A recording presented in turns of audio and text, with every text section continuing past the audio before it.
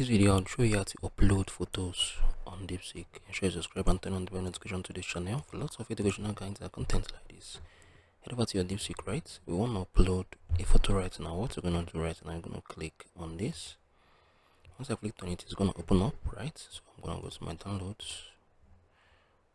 I downloaded it just right now. I'm going to click on the open. You see this is going to load up, right? Exactly. So you can see extract to the text from image. So this is basically how, once you have uploaded the photo right now, you're going to click on it. Once you have clicked on it, Deepseek is going to like extract the infos, like it's going to extract the info text on the image. So what's on the image is online business that pays, right? So Deepseek is going to like extract information from what's on the